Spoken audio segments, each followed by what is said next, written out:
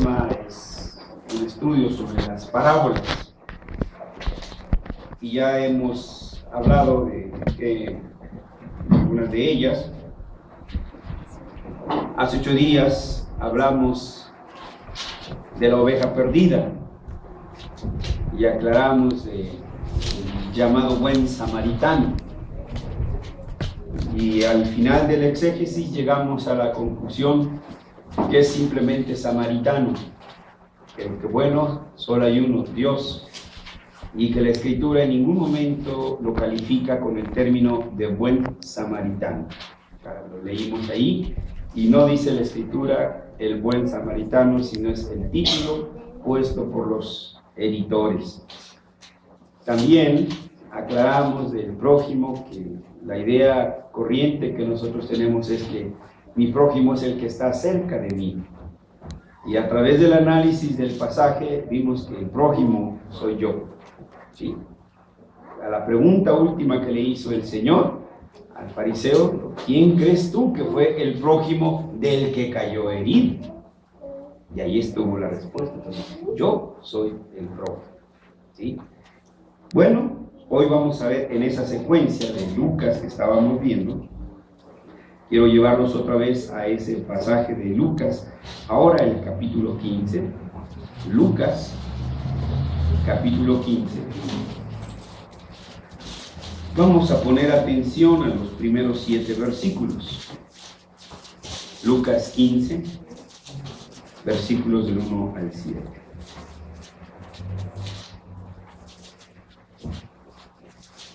Si ya lo tenemos, vamos a leerlo juntos. Ahí dice: se acercaban a Jesús todos los publicanos y pecadores para oírle, y los fariseos y los escribas murmuraban diciendo: este a los pecadores recibe y con ellos come. Entonces él les refirió esta parábola diciendo: ¿qué hombre de vosotros, teniendo 100 ovejas, si pierde una de ellas, no deja las 99 en el desierto, va tras la que se perdió hasta encontrarla? Y cuando la encuentra, pone sobre sus hombros gozosos, y al llegar a casa reúne a sus amigos y vecinos, diciéndoles: gozaos conmigo, porque he encontrado mi oveja que se me había perdido. Os digo que así habrá más gozo en el cielo por un pecador que se arrepiente que por 99 justos que no necesitan de su arrepentimiento. Amén. Vamos a orar. Nuestro Dios y nuestro Padre, te damos gracias porque nos concedes una vez más estar sentados alrededor de tu palabra, y por la obra milagrosa y misericordiosa de tu Espíritu Santo, bajo su guianza, llegar al conocimiento de tu voluntad y al entendimiento de ella. Y también, Señor, movidos por tu Espíritu, llegamos, Señor, a vivir en nuestras vidas el hacer tu voluntad. Tu palabra, ser expuesta, Señor, llegará a nuestros corazones. Te rogamos que tu Espíritu Santo haga la obra para que esta semilla caiga en tierra fértil. Que nuestra fe, Señor, se solidifique, que seamos instruidos en la fe, pero también fortalecidos con la oportunidad de proclamar también lo que hoy, Señor, tú nos hayas enseñado. En Jesús oramos. Amén. Como la mayoría de las parábolas, esta no puede ser la excepción. Realmente es muy corta, pero de igual manera que mencionábamos hace 8 días, de un impacto muy fuerte. Cuando uno va entendiendo paso a paso lo que el maestro quiso decir con estas palabras. Encontramos aquí en el primer versículo que a Jesús se acercaban los publicanos y los pecadores para oírlo. Jesús estaba con publicanos y con pecadores para oírlo. El versículo 2 de inmediato, y esto nos va a dar la ocasión, menciona que había otro público allí. En la clase, solo podríamos decirlo así, estaban los publicanos y los pecadores. Pero allá, tal vez en la esquina, a lo lejos parados, cruzados de brazos y nada más de criticones, estaban otros personajes. Y estos personajes eran los fariseos y los escribas. Y la palabra que dice ahí dice, murmuraban. No estaban en la clase, nomás estaban eso, de criticones, ¿sí? Pero no se quedaron solo con su murmuración, sino que encararon al Señor, ¿sí? O mejor dicho, entre ellos se comentaban, a los pecadores recibe, y con ellos come. En la parábola anterior, recordarán también, uno de los doctores de la ley propició que nuestro maestro usara la parábola. Las murmuraciones de estos hombres, de estos fariseos y de estos escribas, provocó que el Señor entonces diera una enseñanza a través de esta parábola de una oveja. ¿Quiénes eran estos personajes para que podamos entenderlo? ¿Sí?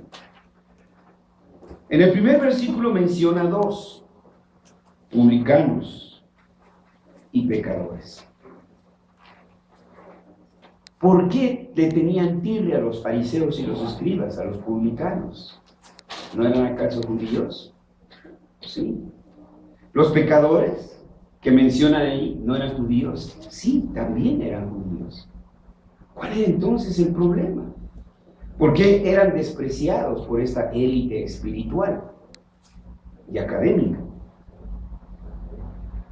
Los publicanos, en el tiempo de Jesús, y subyugados por Roma, eran judíos, pero judíos al servicio del Estado romano. Y esto era el primer roce que había. Este judío que trabajaba para el pueblo, que subyugaba a su propio pueblo, se encargaba de cobrar los impuestos a sus conciudadanos judíos.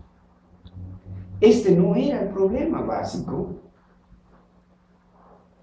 El problema básico descansaba en dos fenómenos.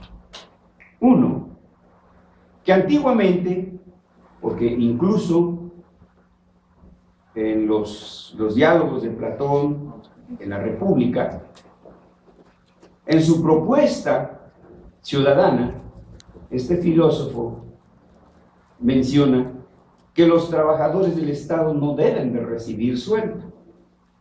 Ningún trabajador del Estado, que debe de ser por vocación. Entonces, un publicano que estaba al servicio del Estado de Roma no recibía sueldo. Tenía que recoger los impuestos de sus hermanos los judíos, pero él no recibía ningún pago por eso.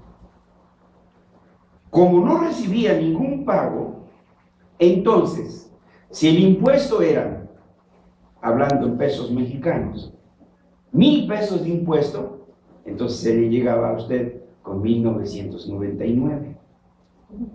¿Sí? Entonces, abultaba los impuestos para de esta manera tener para su sustento. Pero el problema básico no era tanto eso, yo creo que cualquiera lo hubiera entendido. Es que como es proclive el hombre al pecado, como el hombre es proclive a la ambición, el hombre jamás tiene lo suficiente. Siempre le falta esto, siempre le falta lo otro, siempre le falta aquello. Entonces, algunos, con una envidia voraz, excedían en esos cobros. Por eso eran odiados. ¿Sí? Entonces, estos eran los publicanos. No les cabe a los fariseos que el maestro que está predicando la justicia se siente con estos injustos, con estos ladrones, con estos que están esquilmando o trasquilando a su propio pueblo. No les puede caber ahí. Por eso murmuraban. También menciona los pecadores. ¿Quiénes eran los pecadores? No es la idea que usted y yo tenemos de pecadores. Tenemos que ponernos en el contexto de ellos. En este contexto, un pecador lo era desde la perspectiva de los fariseos. Los fariseos consideraban pecador a todo aquel judío rebelde que no se sometía a las enseñanzas de los fariseos. Ese era el pecador. El que no aceptaba las enseñanzas de los fariseos. Aquel que pusiera en duda los conocimientos de la Torá o de las enseñanzas de la Torá que los fariseos le daban. Y por tanto, rehusaba a cumplirlos. Rehusaba a cumplir con las tradiciones impuestas por los fariseos. Entonces, estos eran los que los fariseos llamaban pecadores, los renegados. Ese no me oye, no me hace caso. Para ellos eran estos pecadores. Estas dos clases de personas eran odiadas por la aristocracia, odiadas por la élite, odiadas por los líderes, ¿sí? Se sorprenden que Jesús vaya en medio de ellos, no solo les enseñe, sino además comía con ellos. Recuerdan, en otros pasajes lo mencionan. Esto fue lo que provocó la murmuración. Por eso murmuraban, ¿sí? ¿Por qué recibe a los pecadores y con ellos come? Si dice que murmuraban, no hablaban en voz alta, ¿verdad? Pero otro pasaje de la Escritura nos dice que el Señor entendía lo que decían porque Él podía leer los corazones. Entonces, aunque no se lo dijeran en voz alta, el Señor muy bien entendió. ¿Sí? Y entonces, ante esta murmuración, fue la ocasión para que el Señor, ¿sí?, les diera esta respuesta. Pero no solo eran los fariseos, también los escribas se unían con los fariseos para hacer escarnio de los publicanos y también de los llamados pecadores. ¿Qué era un fariseo? Bueno, un fariseo tenía varias funciones. En el Antiguo Testamento nos revela algunas de estas funciones. Por ejemplo, un escriba, tenía o era el encargado de la correspondencia del rey. O sea, el que escribía, tomaba la pluma y le escribía. A ese se le llamaba escriba. Tenía otra función, copiar la ley. No existía la imprenta. Entonces pasaban de un pergamino al otro e iban letra por letra, palabra por palabra.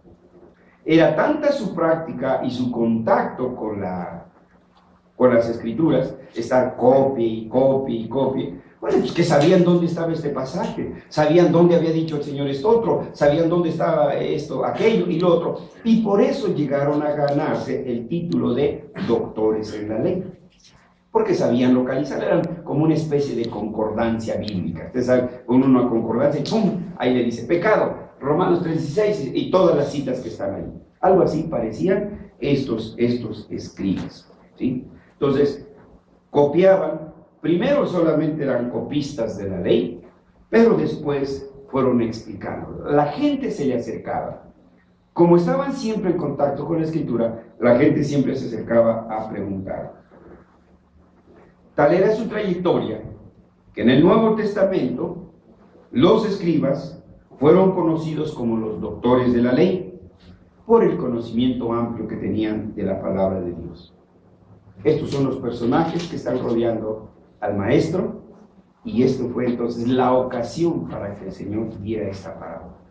Porque un grupo, una élite espiritual, había calificado, había etiquetado a unas personas.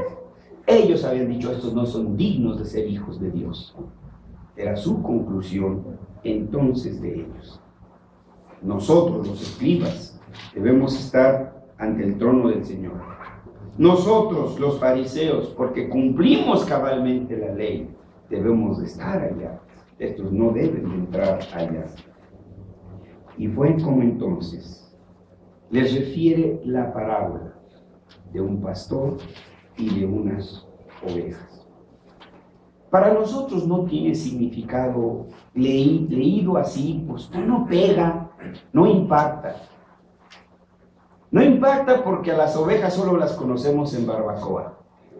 Entonces no tenemos idea de lo que es una oveja y su relación con el pastor y por qué el Señor la usó. También como que nos choca aquí atrás en el cerebro, ¿verdad? Eso de que dejó a las 99 pobrecitas abandonadas, las que siempre están allí, y se va por la descarriada. ¿Por qué no cuida mejor a estas que siempre están allí, que no le causan problemas, que etcétera, y aquella disoluta todavía está la van y la buscan? Pues no, como que no entra, ¿verdad? Aquí no entra en nuestro código de ética. Y este era entonces el choque. Lo seguirá siendo también para nosotros, los occidentales. Para poder entender por qué el Señor usó esta imagen de la relación pastor-oveja, necesitaríamos conocer un poquito de cómo es la vida pastoril, la vida de las ovejas allá en el oriente, que no es la misma de acá. Algunas notas quiero explicar para que podamos entonces llegar a algunas conclusiones sanas respecto de esta parábola. Entre los orientales y por los documentos que tenemos, la relación entre un pastor y sus ovejas es muy directa, es muy personal.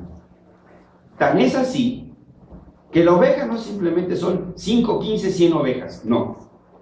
Le pone nombre a sus ovejas.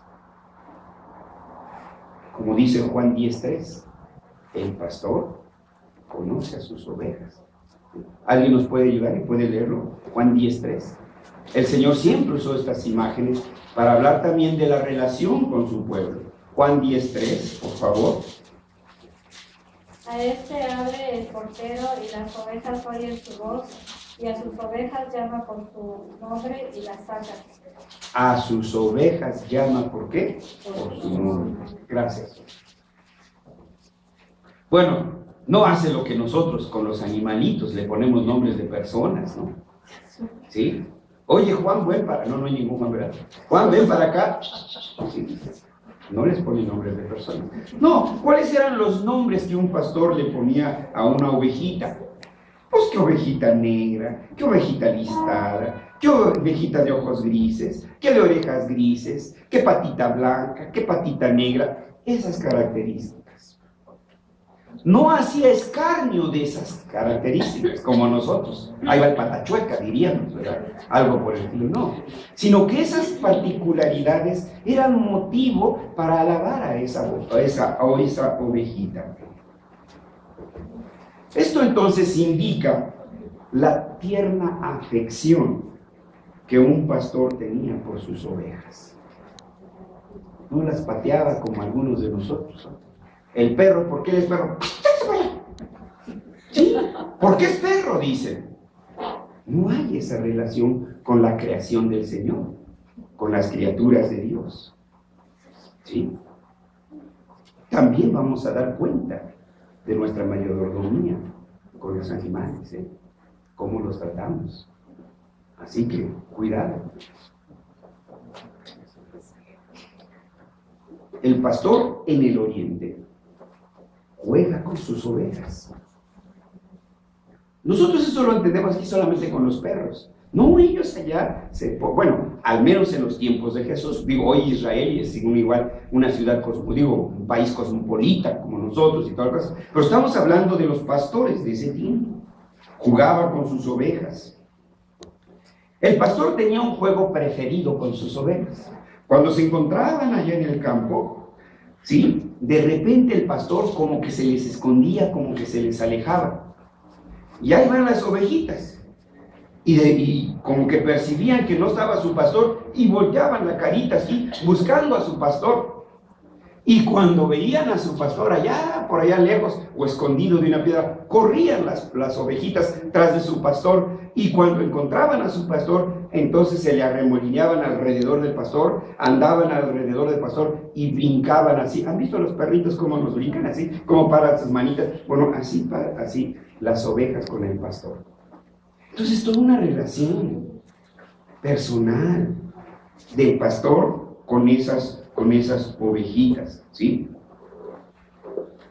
Sigue la vida pastoril. Ya los llevó a comer, ya las llevó a beber, etcétera. Por las tardes, cuando el pastor ya traía a las ovejas después que han comido y bebido, las traía al redil, las iba contando. 1, 2, 3, 4, 5. Me falta una. ¿Sí? O sea, las contaba. Y antes de entrar, las acariciaba. No les daba un coscorrón como algunos de ustedes, ¿no? No, las acariciaba conforme iban entrando al redil. Paz, su arrimadita allí en las ancas, ¿no? Ellos no tienen ancas, ¿verdad? A la ovejita. Las revisaban. Cómo estaba su patita, si tenía algún rasguño en la orejita, o si pasó por unos espinos y se rasgó por acá el lomo, iba yo a decir espalda, ¿verdad? El lomo. Entonces, ¿qué hacía el pastor? Cogía agua, les quitaba el lodo, la tierra, las limpiaba y luego usaba aceite. Vean el Salmo 23. Ungiste mi cabeza con aceite. ¿Sí? Entonces, eran así. Tierno, muy tierno el pastor con sus ovejas, ¿sí? Les tenía un sumo cuidado a las ovejas. Como hemos leído, las ovejas conocen la voz de su pastor. ¿Cómo es que llegamos a esta conclusión? Bueno, entre los documentos que luego tenemos por ahí, que alcanzamos que están luego a nuestro alcance, pues nosotros podemos leer esto. Cuando los pastores llevaban a sus ovejas al abrevadero, se juntaban varios pastores. Los que han leído la Biblia, que ya llegaron a esta página, recordarán, por ejemplo, cuando Jacob llegó allá con sus tíos y una de sus primas, porque eran sus primas, habían llevado las ovejas, estaban esperando a los demás pastores, estaban esperando a los demás rebaños. Entonces llega un momento en que se juntan diversas manadas, diversos pastores, y se revuelven las ovejitas, las de este rebaño, las del otro rebaño, y ahí están todas revueltas. Toman su agua, por eso dice el Salmo 23, en aguas tranquilas, en aguas de reposo, porque son asustadizas las ovejitas. Tienen que estar las aguas tranquilitas a donde los llevan, por eso tienen luego a veces abrevaderos especiales. Cuando las ovejas habían bebido suficiente agua, cada uno de los pastores, ¿sí?, les hablaba a sus ovejas, les empezaba a gritar. Tenían la propia manera de chiflarle, de gritarle, de llamar a sus ovejas. En el momento en que los pastores empezaban a hablar a sus ovejas, estas alzaban la cabecita, paraban las orejitas y como si fueran radar. ¿Para qué? Porque eran varios pastores los que estaban hablando. Cuando identificaban la voz de su pastor, entonces se iban, ¿tras quién? Tras su pastor, ¿sí? Se separaban de los otros rebaños y se iban a su pastor. Por eso usaba el Señor esta analogía. Romanos 10:3 otra vez, alguien nos lo lee. Romanos Juan capítulo 10, versículos 3 y 5. A este abre el portero y las ovejas oyen su voz. Un segundito, Santiaguito. A este abre las puertas y las ovejas, ¿qué dice? Oyen su voz. Entonces no es gratuito a lo que han llegado los investigadores. Gracias, sigue adelante. Y a sus ovejas llaman por nombre y las sacan. Mas el extraño no seguirá. ¿El 5? sacado fuera todas las propias, va delante de ellas, y las ovejas le siguen porque conocen su voz. Mas las ovejas le siguen. ¿Por qué? Conocían su voz. Entonces, todas estas características nos van a ayudar a entender por qué el Señor usó esta parábola de la oveja perdida. Todavía habrá mucho que decir de la relación pastor-ovejas, pero solo quiero mencionar dos más de ellas. Si no, vamos a hablar aquí nada más de las ovejas, sino del Evangelio, ¿verdad? Hay otra característica que debemos de tomar. El pastor es la guía de sus ovejas. Tenemos que trasladarlos al oriente, no aquí, no con nuestros borregos de aquí. Los de aquí, el pastor va atrás y va dándoles con el chicote y aventándoles de piedras, ¿o no? ¿No han estado por allá? Sí, yo he visto cómo los tratan los muchachos a los animalitos. Cuando vamos al pueblo, qué vida de perro les dan a los perros. ¿Sí? De veras, no me gustaría ser perro de rancho. ¿Sí? Aquí a veces hasta mejor me gustaría ser Camila, creo que la tratan mejor. No, eso es un aparte. Pero allá, por costumbre, el pastor va adelante. Las ovejas van siguiendo a su pastor. El pastor no les dice, vayan, sino el pastor dice, vamos. ¿Sí? Entonces es una relación distinta. Versículo 4, que estaba leyendo Santiaguito, dice, y el pastor va, pues ¿por qué no de una vez, Santiago? Léenos el versículo 4. Juan 10:4. Y cuando ha sacado fuera todas las propias, va delante de ellas, y las ovejas le siguen porque conocen su voz. Gracias. Dice, va delante de ellas y las ovejas le siguen. ¿Sí? Algunas veces, en lugar de ir adelante, el pastor se pone al lado de ellas. Otras ocasiones el pastor va a la retaguardia de las ovejas, pero lo hace en función de lo que tiene que hacer con sus ovejas, porque de repente una se le va para acá, pues entonces precisamente se va al lado, ¿para qué? Para encaminarlas. Una vez que ya están en el camino, entonces, si una se nos viene rezagando, se viene para atrás. Corregido el asunto, otra vez pasa adelante y las ovejas le van siguiendo. ¿Por qué usa la analogía de la oveja perdida? Bueno, después de todo esto que hemos visto, ¿sí? Tenemos que ver lo que viene. Bueno, sin embargo, aunque a veces se va a la derecha, a veces se va a la izquierda, la norma es que el pastor va adelante. El pastor va guiando a las ovejas. El pastor guía a sus ovejas. Otra ilustración que nos puede dar la escritura la encontramos en Isaías 52:12. ¿Alguien aquí nos puede ayudar a leerlo?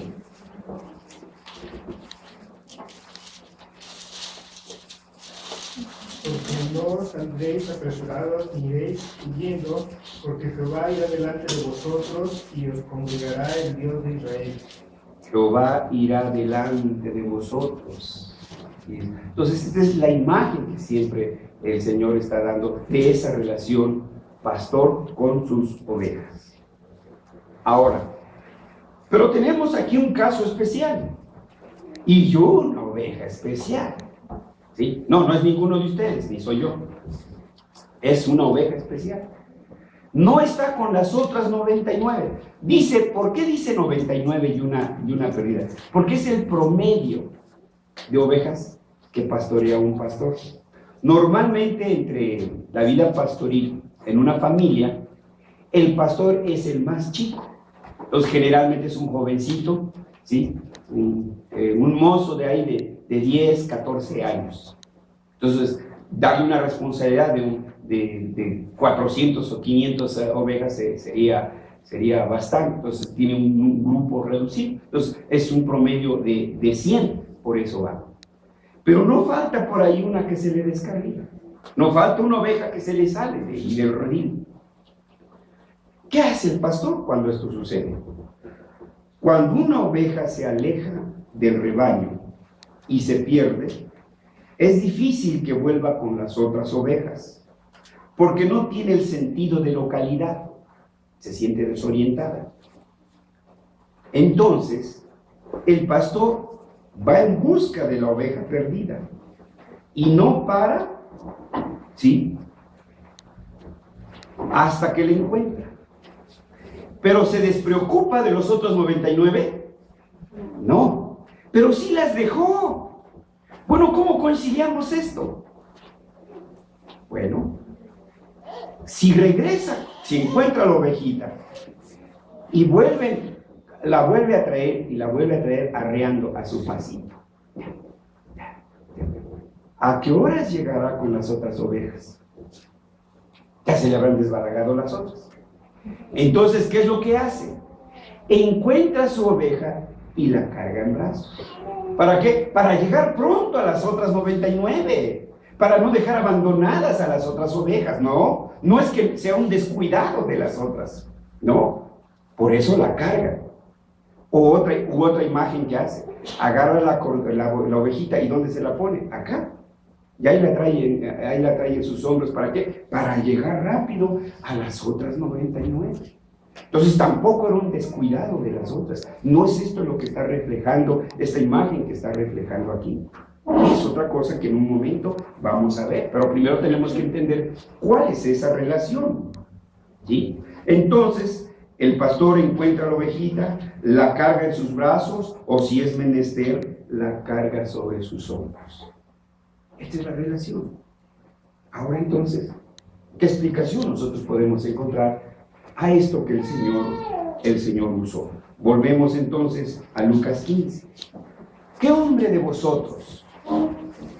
Les dice, porque sabían lo que era la vida pastoril. Les está poniendo el ejemplo de algo que ellos conocen. Teniendo 100 ovejas, si pierde una de ellas, no deja las 99 en el desierto y va tras la que se perdió hasta encontrarla. Entonces, repito, para nosotros eso como que dice, como que hay un abandono. ¿Cómo es posible, no? Que las 99 ovejas fieles las abandona por aquella descarriada. ¿Sí? ¿Por qué usa esto? Bueno, cuando la encuentra, la pone sobre sus hombros, ¿sí? La encuentra y órale, ¿no? Hasta que la deja renca a la pobre ovejita. No, está lleno de gozo. Encontró a esa oveja perdida. Llega a la casa, reúne a los amigos, dice, encontré a mi ovejita. Hay una algarabía, ¿sí? Es toda una fiesta. Ahora, ¿cómo termina la parábola del Señor? Porque acuérdense que siempre los lleva a un clímax y luego resuelve ese clímax. Os digo, ¿a quién? ¿A los publicanos? ¿A quién? ¿A los pecadores? Os digo, ¿para quién fue esta parábola? Para los fariseos. ¿Para quién fue esta parábola? Para los escribas. A ellos va dirigida. Os digo que habrá más gozo en el cielo por un pecador que se arrepiente, que por los 99 justos que no necesitan arrepentimiento. Bueno, otra vez nos sacude aquí las neuronas este pasaje, ¿no? ¿Quiénes son esos 99 justos? ¿Sí? ¿Qué es lo que está diciendo aquí? Hay más gozo en el cielo por un pecador que se arrepiente. ¿Qué hacía un fariseo ante un pecador? ¿Iba y lo buscaba? No, se perdió, que se vaya. Como hacían muchos papás hace muchos años, 20, 30, un hijo o una hija que deshonraba a la familia, ¿no? Lo corrían. Nunca vuelvas a decir que eres mi padre, que soy tu padre. Nunca vuelvas a pararte a esta casa. No estamos hablando de los papás de ahora, ¿sí? Estamos hablando de hace algunos años. Esa era la conducta de los padres. La hija que deshonraba el nombre de la familia, la corrían y fuera y nunca te vuelvas a parar aquí. Esto es lo que hacían los fariseos. En lugar de ir a buscar al pecador, en lugar de restaurarlo a la relación con su Señor, simplemente lo excomulgaban y lo mandaban al infierno. A ellos les está diciendo: si ustedes conocen la verdad, si ustedes conocen la ley, ¿por qué no van tras de ese pecador? ¿Por qué no lo buscan hasta que lo encuentran? ¿Por qué no atraviesan ciudades? No, tienen que llevarlos en su papamóvil, ¿verdad? Eso es lo que está criticando, hermanos. ¿Sí? ¿Usted quiere ir a una oración? Tiene que ir hasta la sacristía. Usted tiene que ir hasta allá y... órale. Depende del bonche, es la oración. Vean. Estos hombres eran que, pues tenía usted que comprar las monedas que ellos mismos acuñaban, porque no recibían cualquier moneda. Usted no podía traer sus ovejas, tenía que comprar de las que vendían allí en el atrio. Entonces, eso era lo que estaba reprobando el Señor. Era para ello. Entonces, ¿quiénes eran esas 99 ovejas? ¿Eran 99 publicanos? ¿Eran 99 pecadores? No. Eran estos fariseos. Eran estos escribas. Bueno, si ustedes no necesitan, dice, no son los sanos los que necesitan médico, sino ¿quién? Los enfermos. ¿Qué instrucciones le dio el Señor a Pablo? Si no te aceptan, sacude el polvo de tus sandalias. ¿Y qué dice? Ven. Entonces, el Señor estaba abandonando, no es que los estuviera abandonando, sino era precisamente porque ellos se consideraban justos. ¿Qué caso era estar con ellos? Había que ir tras de los pecadores. Concluyendo, hermanos, para no darles aquí una cátedra de pastorología, ¿qué podemos entonces concluir brevemente de este pasaje? Lo que está aquí de relieve, hermanos, no es ni los publicanos, ni los fariseos, ni nada, ¿no? Perdemos de vista, hermanos, el objetivo. No, aquí el héroe no es el publicano, aquí el héroe no es el pecador. No nos van a poner medallita por un pecado. Y entre más medallitas tenemos, entonces nos sintamos más gloriosos. Este es uno de los extremos que lamentablemente han caído en algunas iglesias, que usan el que den los hermanos testimonios. No sé si les ha tocado ver. Y tenemos el testimonio de la hermana, y ahí se para la hermana. Y yo era pecadora de aquí y pecadora de allí. Parece que sus pecados fueran trofeos. Y se para otro, y si esta hermana tenía 300 pecados, este tiene 500 pecados. El héroe es el que tenía 500 pecados. Parece que es una competencia de ver quién más pecados tenía. No, el objetivo no es aquí el pecador, es el amor de un Padre, el amor de un Dios por sus ovejas, que aunque no lo merecen, pero van por ellas. Es un Padre que busca a sus ovejas, que no espera que ellas regresen. Es un Dios que va tras de sus ovejas. Lo que el Señor quiere enseñarnos a ellos y a nosotros es cuánto nos ha amado Dios.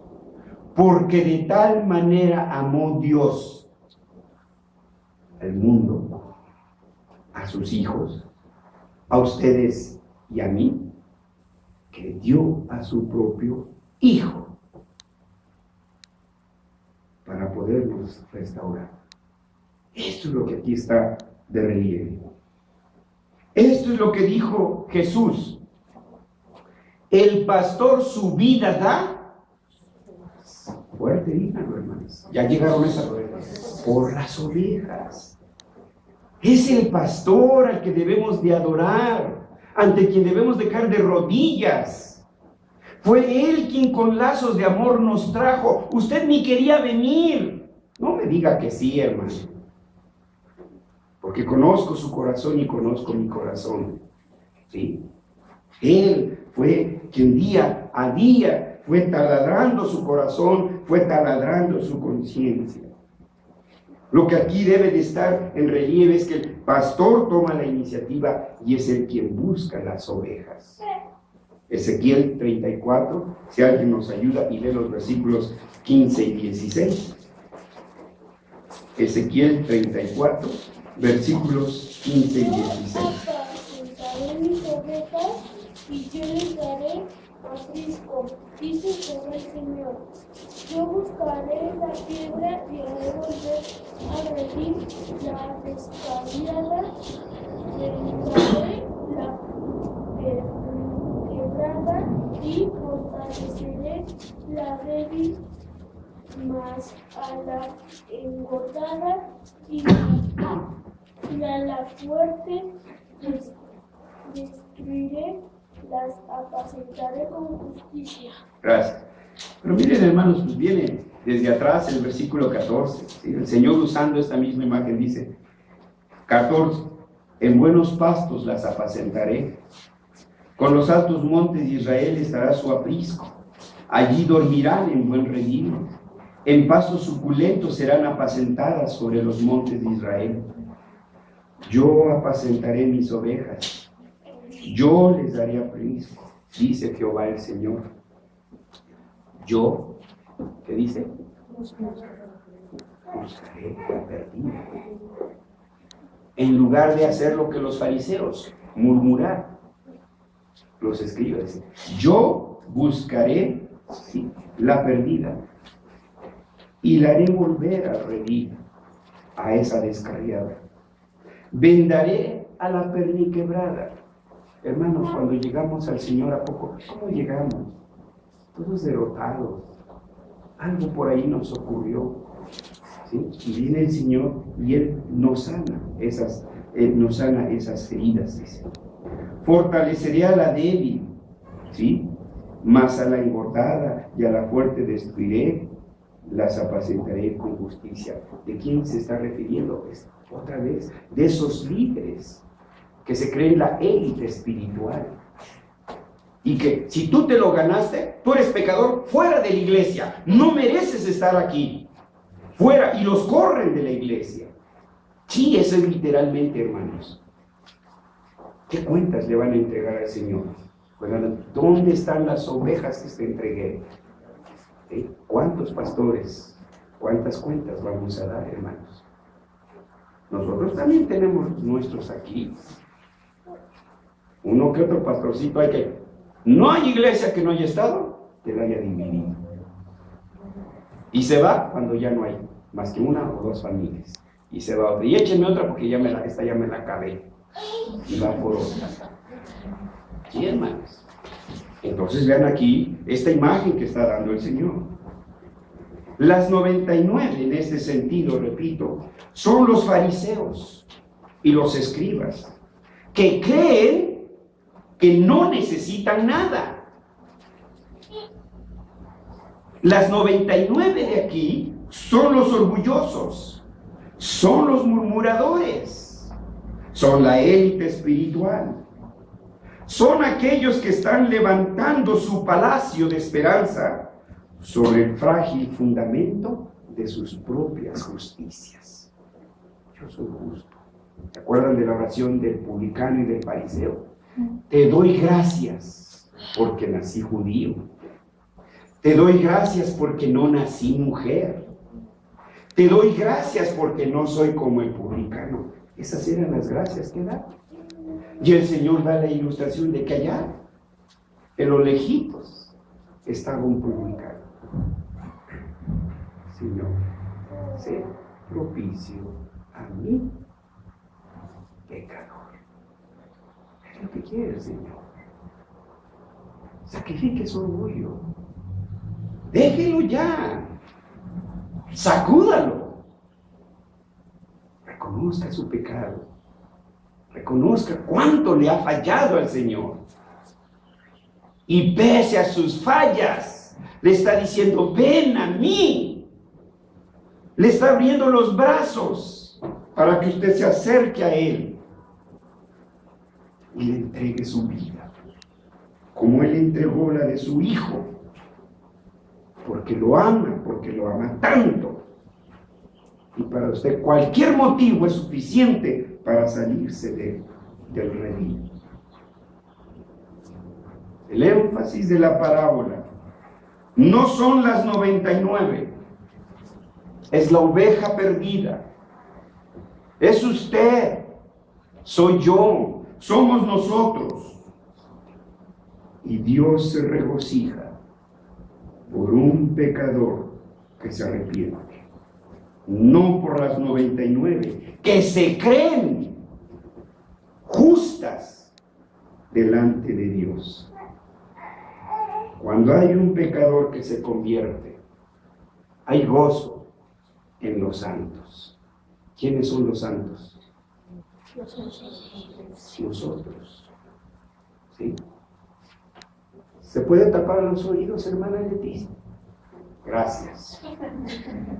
Cuando la hermana Laura nos pidió oración por la hermana, todos oramos, ¿no? Y no pidió una vez, pidió dos, pidió tres. Cuando dijimos, no, ya no queremos orar, ¿qué seguimos haciendo? Ahora díganme aquí, hermanas. El primer día que la vimos, ¿qué sintieron?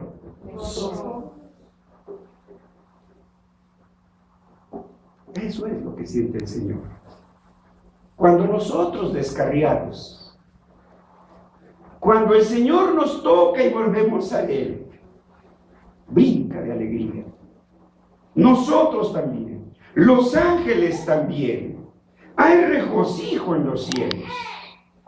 Mirad cuál amor, decía el apóstol Juan, del Padre que nos ha llamado sus hijos.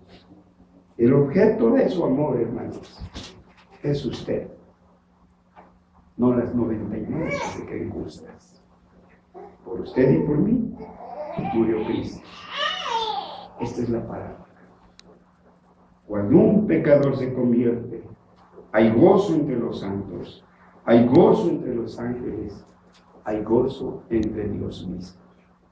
¿Cuánto nos ha amado el Señor que nos busca? Gracias a Dios, porque usted está aquí, porque Dios lo amó. Perdonen que sea tan directo, y me dirijo ahora al hermano Rubén. ¿Cuántas oraciones una señora llamada Manuela pidió por don Rubén? ¿Se acuerdan? ¿Cuántas veces se le salieron las lágrimas, hermanos? ¿Lo recuerdan? ¿Cuándo nos rehusamos a orar? Nunca. Siempre oramos. ¿Y qué sentimos, hermano Pedro, cuando vimos a don Rubén aquí? ¿Ven? Ese es el gozo, hermanos. Gracias a Dios que el Señor los tiene a usted y me tiene a mí, nos tiene a nosotros aquí, porque nos sigue amando y nos seguirá amando, porque Dios es fiel. Oremos.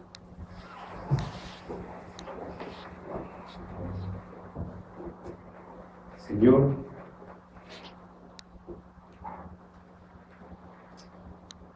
grande es tu fidelidad, grande es tu amor y la prueba de ello, Señor. Renegados e infieles como siempre hemos sido, Señor. Y tú buscándonos, y buscándonos, y llamándonos, y hablándonos, hasta que quebrantaste nuestra resistencia y nos trajiste a tu presencia. Gracias, Señor, porque inmerecedores somos de ello. ¿Cuánta paciencia tuviste para predicarnos una y otra vez tu santo evangelio? Señor, no permitas que nos descarriemos. Manténnos en esa unidad de ovejita para con su pastor. Que siempre veamos al príncipe de los pastores, que ama tanto a sus ovejas, que ha levantado a otros pastores para que cuiden a esas sus ovejitas. como aquel samaritano le ha dicho a esos nuevos pastores: cuídamela y yo te pagaré si algo de extra te tengo que dar. ¿Qué te vamos a dar nosotros los pastores, si nosotros mismos somos deudores para contigo, Señor?